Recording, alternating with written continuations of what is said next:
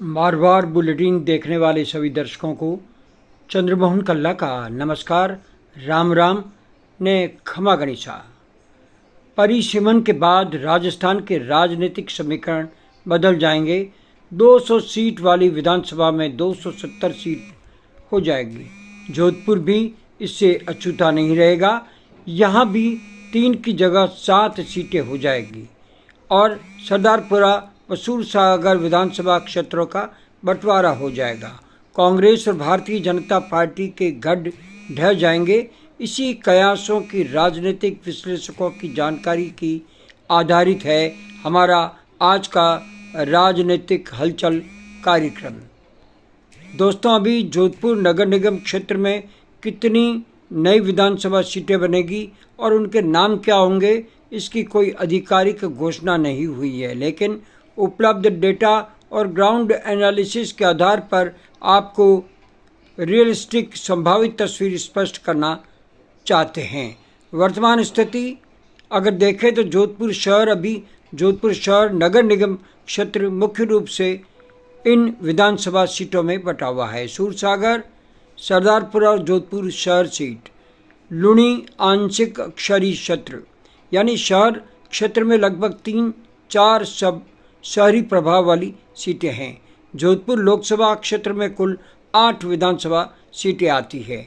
जोधपुर भी तेजी से फैलता जा रहा है। शहर इतना फैल रहा है कि नगर निगम क्षेत्र में गांव भी जोड़ दिए गए।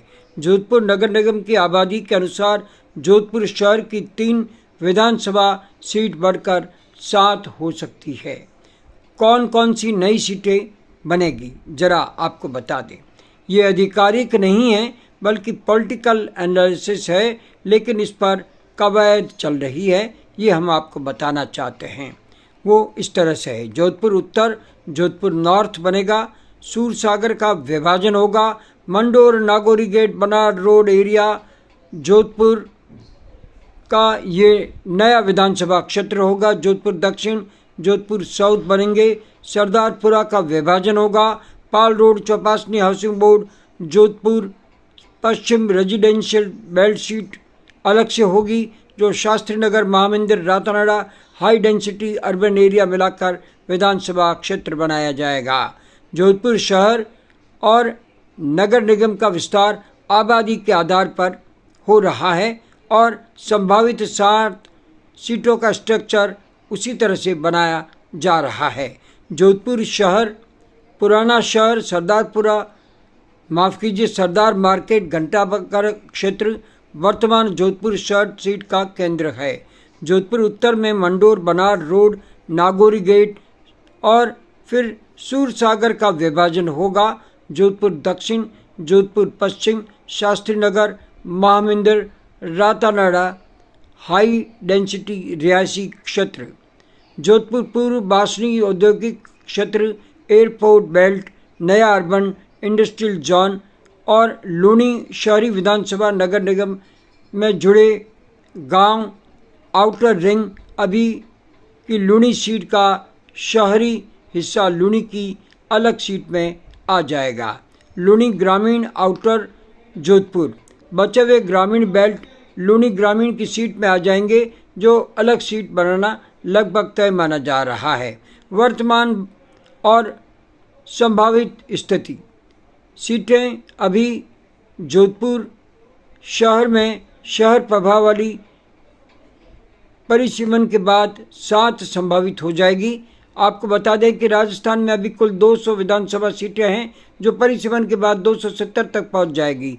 जोधपुर में परिसीमन के बाद सीटें 3 से बढ़कर 7 होने की स्थिति में राजनीति का खेल पूरी तरह से बदल सकता है, क्योंकि नई सीटें नए समीकरण बनाती है। फिर भी ग्राउंड रियलिटी के आधार पर हम आपको बता सकते हैं कि सबसे बड़ा बदलाव एक सीट का दबदबा खत्म होगा। अभी जोधपुर की राजनीति में पूर्व मुख्यमंत्री अशोक गहलोत सरदारपुरा विधानसभा क्षेत्र से निरंतर जीतते आए हैं और ये कांग्रेस का मजबूत किला है।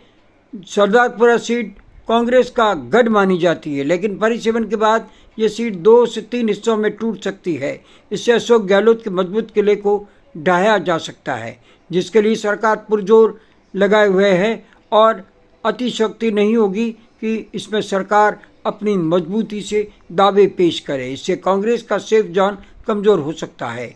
शहरी बनाम ग्रामीण राजनीति का नया संतुलन नई सीटों से बनेगा। नई सीटों में शुद्ध शहरी, जोधपुर नॉर्थ, साउथ वेस्ट, अर्ध शहरी, लूणी अर्बन, ग्रामीण लूणी रूरल, ये मिक्स सीटें हो सकती है। इसके आधार पर यह असर पड़ेगा कि बीजेपी ग्रामीण क्षेत्र में मजबूत होगी, लेकिन सूरसागर विधानसभा क्षेत्र के बंटवारे के कारण परंपरागत सूरसागर भारतीय जनता पार्टी की सीट मानी जाती है, जो कि उसका गढ़ ढहा सकती है। तो शहरी सीटों में मजबूत कांग्रेस मजबूत होगी, जो अब तक के राजनीतिक समीकरणों व परिणाम से विपरीत है। पारंपरिक ग्रामीण जातीय समीकरण में मजबूत कांग्रेस को मजबूत आधार मिल सकता है, लेकिन तय है कि नए परिसीमन से सूरसागर का विभाजन भारतीय जनता पार्टी की परंपरागत सीट से वर्चस्व कमजोर होगा। वहीं सरदारपुरा विधानसभा का विभाजन कांग्रेस के लिए कमजोर होगा। दोस्तों, हमने इस रिपोर्ट को राजनीतिक समीकरणों और राजनीतिक विश्लेषकों की जानकारी के आधार पर संभावित सीटों की जानकारी उपलब्ध करवाई है। ये कतई आधिकारिक जानकारी नहीं है। पूरी रिपोर्ट वर्तमान 2026 के समाप्त होते होते आप तक पहुंच सकती है। ये था मारवाड़ बुलेटिन में राजनीतिक हलचल कार्यक्रम, और इसे समाप्त करने की चंद्रमोहन कल्ला इजाज़त चाहे उससे पहले आपसे निवेदन है कि आप इस चैनल को सब्सक्राइब करें, लाइक करें, शेयर करें और इस चैनल को बढ़ावा दें। अब आज्ञा दीजिए। नमस्कार, जय हिंद, शिवरात्रि, शब्बा खैर, जय जय भारती।